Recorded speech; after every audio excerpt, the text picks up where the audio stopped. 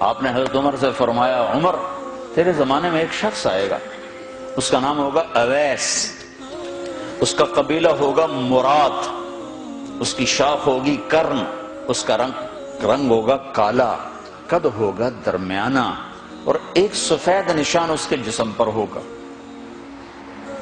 جب وہ آئے تو تم اس سے دعا کرانا، علی تو بھی کرانا، عمر تو بھی کرانا، اور میں قسم کھا کے کہتا ہوں کہ اویس جیسوں سے دنیا بھر جائے تو عمر و علی کے ایک بدن کے بال کے برابر نہیں، لیکن اس کے ذریعے سے ایک پیغام آگے پہنچانا تھا۔ تو حضرت عمر اور حضرت علی حیران ہو کر دیکھنے لگے کہ ہمیں کہا جا رہا ہے کہ اویس سے دعا کروائیں، وہ ہم صحابی وہ تابعی۔ تو آپ نے فرمایا اس نے ماں کی ایسی خدمت کی ہے، جب وہ ہاتھ اٹھاتا ہے تو اللہ ہاتھ واپس خالی موڑتا ہی نہیں۔ یہ پیغام پہنچانا تھا کہ ماں باپ کے آگے جھکو۔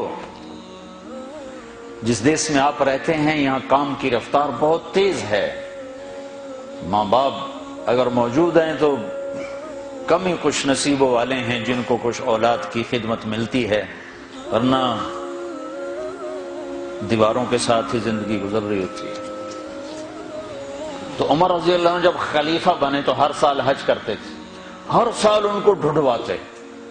اب مجھے یہ نہیں پتا درمیان کے کوئی سال ہوں گے کہ ایک سال آپ نے حج پر سارے حاجی اکٹھے کر لیے، ایسے اپنے سامنے کا کھڑے ہو جاؤ بھائی، سب کھڑے کر لیے، کہنے لگے بیٹھ جاؤ سارے یمن والے کھڑے رہو، تو سارے بیٹھ گئے، یمنی کھڑے رہے، کہ سارے یمن والے بیٹھ جاؤ، قبیلہ مراد والے کھڑے رہو، تو سارے یمنی بیٹھ گئے، مراد والے کھڑے رہے۔ اس سال میں یمن گیا جماعت میں تو اویس کرنی کے گاؤں گیا، ان کی جگہ پیدا ہوئے، جو ان کا قبیلے کے لوگوں سے ملا، اس علاقے سے گزرا، دیکھا کہ اچھا یہاں وہ ہستی پیدا ہوئی تھی۔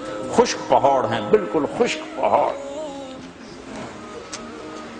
پھر آپ نے کہا مراد والے بیٹھ جاؤ، قرن والے کھڑے رہو، تو صرف ایک آدمی باقی بچا۔ تو آپ نے اس سے پوچھا تم قرنی ہو؟ کہ جی ہاں۔ اویس کو جانتے ہو؟ کہ جانتا ہوں، میرا سگا بھتیجا ہے، میرے بھائی کا بیٹا، لیکن وہ تو تھوڑا پاگل سا ہے، آپ اس کا کیوں پوچھ رہے ہیں؟ تو عمر رضی اللہ تعالیٰ عنہ رونے لگے، کہا وہ نہیں، تو پاگل نظر آتا ہے۔ پھر آپ نے پوچھا کدھر ہے؟ آیا ہوا ہے حج میں؟ ہے کہ جی ہے۔ کدھر ہے؟ کہ جو اونٹ چرانے نکلا تھا عرفات کی طرف۔ تو حضرت عمر نے حضرت علی کو ساتھ لیا اور دوڑ لگائی اور پہنچے عرفات کی طرف، تو دیکھا تو ایک آدمی ایک کیکر کے درخت کے نیچے نفل پڑھ رہا اور اونٹ اس کے چاروں طرف چل رہے۔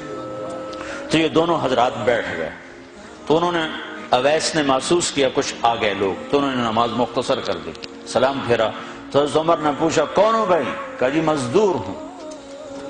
کہا تیرا نام کیا ہے؟ کہا جی اللہ کا بندہ۔ کہا بھائی ہم سارے کے بندے ہیں، میں پوچھ رہا ہوں جو نام تیری ماں نے تیرا رکھا وہ کیا ہے؟ تو وہ تو پہچانتا نہیں تھا کہ عمر کون ہے، علی کون ہے، وہ تو پہلی دفعہ حج پہ تھا۔ وہ کہنے لگا تم کون ہو میرا انٹرویو کرنے والے؟ انٹرویو تو میں اپنی طرف سے کہہ رہا ہوں۔ میں کہا تم کون ہو میرا پوچھنے والے؟ تو حضرت علی بولے یہ امیر المومنین ہیں عمر بن خطاب اور میں ہوں علی بن ابی طالب۔ پھر وہ ایسے ایک دم گھبرائے، دونوں کو سلام کیا، میں معذرت چاہتا ہوں میں نے پہچانا نہیں۔ تو عمر رضی اللہ عنہ نے فرمایا ہاتھ اٹھا، ہاتھ اٹھا۔ برمنگھم والوں کو پیغام پہنچے کہ ماں کی خدمت کیسے کی جاتی، کہ عمر جیسا ہاتھ اٹھوا رہا ہے، علی جیسا، علی جیسا۔ تو وہ کہنے لگے میں آپ کے لیے کیسے ہاتھ اٹھاؤں، میری اوقات ہے کہ میں آپ کے لیے دعا کروں؟ کہاں، ہمیں ہمارے نبی کا حکم تھا کہ اویس آئے تو اس سے دعا کروانی ہے، کہ جب وہ ہاتھ اٹھاتا ہے تو وہ ہاتھ خالی نہیں آتے۔ کس وجہ سے؟ تہجد، جہاد، تبلیغ، ذکر، تلاوت، تسبیح، حج، عمرے، نمازیں، روزے، ذکر، تلاوت۔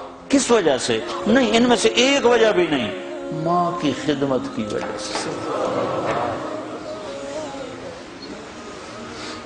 پھر ایک اور جگہ آپ نے فرمایا کہ لوگ جب جنت میں چلیں گے تو اویس بھی چلے گا، جب جنت کے دروازے پر پہنچے گے تو اللہ تعالیٰ فرمائے گا اویس کو روک لو باقی کو جانے دو۔ تو اویس گھبرا جائیں گے، کہیں گے یا اللہ مجھے کیوں روک لیا ہے؟ تو تو اللہ تعالیٰ فرمائیں گے ٹھہر جاؤ، جانے دو ان کو۔ ہاں بھائی، اب یہ سامنے جہنم کے لوگ کھڑے ہوئے ہیں، تو شفاعت کر، تیری تو فعل لاکھوں انسانوں کو جنت میں ڈالو گا۔ تجھے اس لیے روکا ہے کہ تو شفاعت کر، جدھر تیری انگلی اٹھتی جائے گی ان کے لیے جنت لکھتی چلی جائے گی، ان کے لیے جنت لکھتا چلا جاؤں گا، جدھر جدھر تو انگلی اٹھائے گا۔ صرف پونڈ ہی سب کچھ نہیں، مائیں بھی بہت کچھ ہے۔